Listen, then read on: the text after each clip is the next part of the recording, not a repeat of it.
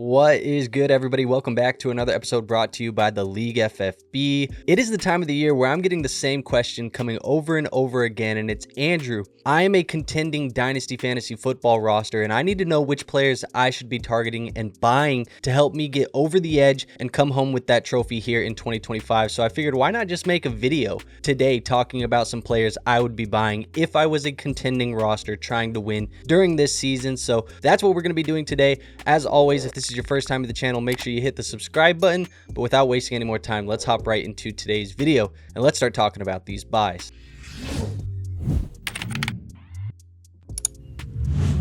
All right, so the first buy that I have for you today is going to be at the quarterback position. It is Dak Prescott of the Dallas Cowboys. Now, Dak is 32.2 years old, obviously a little bit of an older guy. So for a contender, that's fine. The value is going to be a little bit suppressed in a Dynasty fantasy football format, but he's still going to be a high-end producer for you. Right now, he's ranked as KTC's QB 19 over there on their rankings, and I'm using that as consensus community rankings for us in today's video. But I'm looking at his output right now, the production that he's giving us in 2025, and he's currently averaging 20.8 fantasy points per game, which is the quarterback 7 so far on the year from that metric. Right now, Dak is on pace to have one of the best seasons of his career. And I'm looking at the situation in Dallas for Dynasty long term. This Dallas defense is horrible. I think it means that Dallas is going to be playing like the light version of the Cincinnati Bengals offense from last year, basically for the remainder of this season. And CeeDee Lamb is a player who's been out of the lineup for a couple of weeks now, probably going to be finding his way back into that starting lineup here soon, which should be an uptick for this offense's efficiency,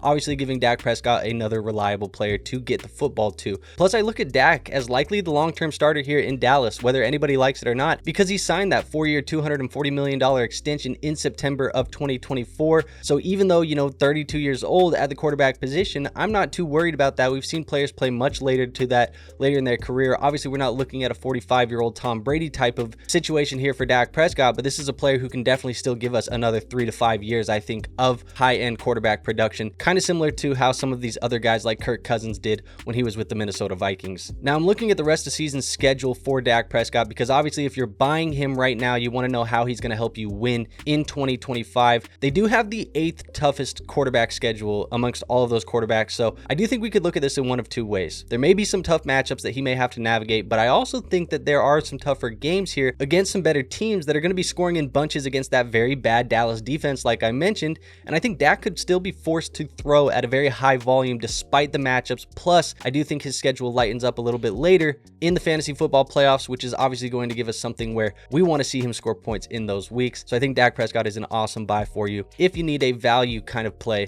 at the quarterback position. Now, my next buy is going to be at the running back position. It's Josh Jacobs for the Green Bay Packers, and I've talked about Josh Jacobs a lot over the last couple of weeks as one of my favorite buys right now. 27 years old, currently KTC's running back 15, but this year averaging 18.1 fantasy points per game, which is good for the running back 8. Now, a crazy stat for you, Josh Jacobs is currently the running back 2 in expected fantasy points, only behind Christian McCaffrey. And in Green Bay, it's very clear that this is one of the better scoring offenses in the NFL right now. And that should mean plenty of rest of season touchdown opportunities for Josh Jacobs while we wait on guys like Jaden Reed to get healthier and back into the lineup. Now, Jacobs is also seeing a very healthy bell cow type of role in Green Bay, accounting for nearly 80% of the fantasy points from the running back position, as well as 100% of the running back touchdowns and a 12.7% target share as a receiver out of the backfield. Now, at 27 years old, it does make him an interesting buy because we are getting around that territory where people should start paying attention to that upcoming running back age cliff. But I'm also so confident in Josh Jacobs being a league-winning type of running back this year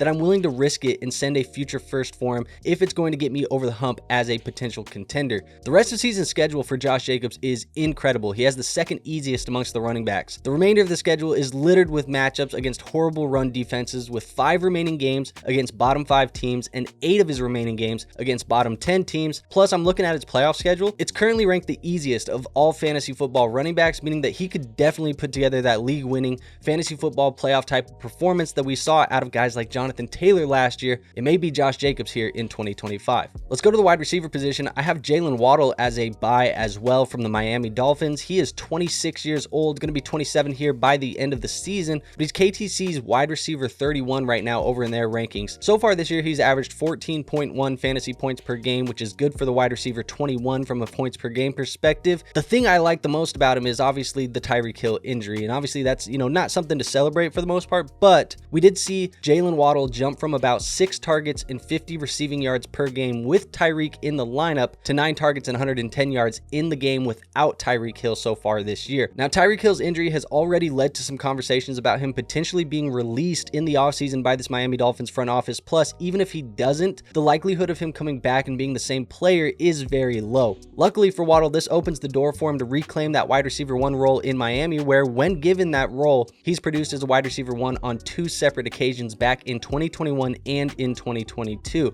Now, Waddle signed a 3-year, $84 million contract extension with the Dolphins in May of 2024, and I fully expect him to vault into that weekly top 12 consideration at the wide receiver position as long as Tua Tagovailoa remains healthy. And just like these other guys, when I'm looking at the rest of season schedule, it is the 11th easiest amongst the wide receiver position for Jaylen Waddle, and he has some incredible matchups throughout the fantasy football playoffs and currently has the 4th easiest fantasy football playoff schedule with matchups against the Pittsburgh Steelers, the Cincinnati Bengals, and the Tampa Bay Buccaneers. I'm going to give you a second wide receiver as well. I think Courtland Sutton is a fantastic buy for contending rosters. He is 30 years old right now, KTC's wide receiver 33, and averaging 16.1 fantasy points per game, which is good for the wide receiver 11 on the season. Now, Courtland Sutton is 11th in receiving yards so far to start the year, and that's interesting because Bo Nix and the Broncos have started slow this year, but they're really starting to pick it up as of lately. This is kind of similar to what we saw them do last year when Bo Nix was a rookie during that 2024 season,